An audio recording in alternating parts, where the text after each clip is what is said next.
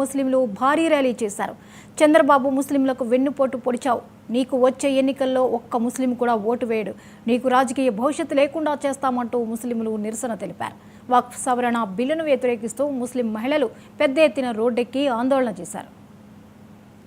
3 మసీదుల యొక్క ముతవలీలందరూ కలిసి ఈరోజు ఈ గొప్ప బహిరంగ ర్యాలీని నిర్వహించడం జరిగింది. దీని యొక్క ముఖ్య ఉద్దేశం ఏమంటని చెప్తే, ఈరోజు కేంద్ర ప్రభుత్వం ఏదైతే వక్ఫ్ బిల్లు తీసుకొని వచ్చిందో దానికి విరుద్ధంగా ఈరోజు ముస్లిం సోదరులందరూ రోడ్ల మీద వచ్చి వాళ్ళ యొక్క నిరసనను తెలియజేసినారు.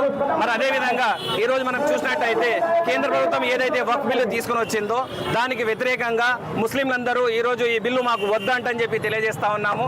అదేవిధంగా రద్దు చేసుకోవాలంటని చెప్పి కూడా తెలియజేసుకుంటున్నాము. అయ్యా చంద్రబాబు నాయుడు, మీరు ఎప్పుడైతే ముస్లింల ఓట్లతో గెలిచినారో దాంట్లో ముస్లింల ఓట్లు కూడా ఉన్నాయి. దాదాపు 60% ఓట్లు ముస్లింల ఓట్లతో మీరు గెలిచినారు. ముస్లింలకు న్యాయం చేస్తామంటని చెప్పి మీరు వెన్నుపోటు రాజకీయాలు చేస్తూ ఉన్నారు. దయచేసి మీకు ఇదే తెలియజేస్తున్నాము, రాబో దినాల్లో మీకు పెద్ద గండం ఉందంటని చెప్పి కూడా తెలియజేస్తా ఉన్నాము. ఎందుకంటని చెప్తే మీరు మా ఓట్లతో గెలిచి మీరు ముస్లింలకు అండగా ఉంటామంటని చెప్పి ముస్లింలకు వెన్నుపోటు కార్యక్రమాలు మీరు చేస్తున్నారు. ఇది సరి అయిన పద్ధతి కాదు. 33 మసీదుల యొక్క ముతవలీలందరూ కలిసి ఈరోజు ఈ గొప్ప బహిరంగ ర్యాలీని నిర్వహించడం జరిగింది.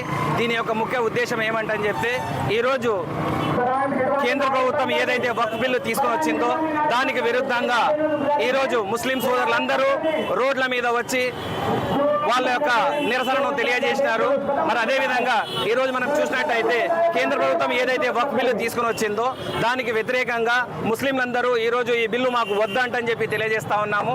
అదేవిధంగా రద్దు చేసుకోవాలంటని చెప్పి కూడా తెలియజేసుకుంటున్నాము. అయ్యా చంద్రబాబు నాయుడు, మీరు ఎప్పుడైతే ముస్లింల ఓట్లతో గెలిచినారో దాంట్లో ముస్లింల ఓట్లు కూడా ఉన్నాయి. దాదాపు 60% ఓట్లు ముస్లింల ఓట్లతో మీరు గెలిచినారు. ముస్లింలకు న్యాయం చేస్తామంటని చెప్పి మీరు వెన్నుపోటు రాజకీయాలు చేస్తూ ఉన్నారు.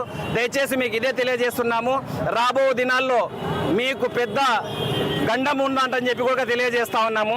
ఎందుకంటని చెప్తే మీరు మా ఓట్లతో గెలిచి మీరు ముస్లింలకు అండగా ఉంటామంటని చెప్పి ముస్లింలకు వెన్నుపోటు కార్యక్రమాలు మీరు చేస్తున్నారు. ఇది సరి అయిన పద్ధతి కాదు. 33 మసీదుల యొక్క ముతవలీలందరూ కలిసి ఈరోజు ఈ గొప్ప బహిరంగ ర్యాలీని నిర్వహించడం జరిగింది.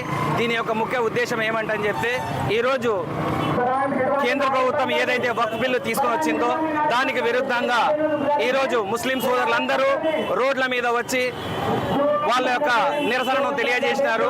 మరి అదేవిధంగా ఈరోజు మనం చూసినట్టయితే కేంద్ర ప్రభుత్వం ఏదైతే వక్ఫ్ బిల్లు తీసుకొని వచ్చిందో దానికి వ్యతిరేకంగా ముస్లింలందరూ ఈరోజు ఈ బిల్లు మాకు వద్దంటని చెప్పి తెలియజేస్తా ఉన్నాము. అదేవిధంగా రద్దు చేసుకోవాలంటని చెప్పి కూడా తెలియజేసుకుంటున్నాము.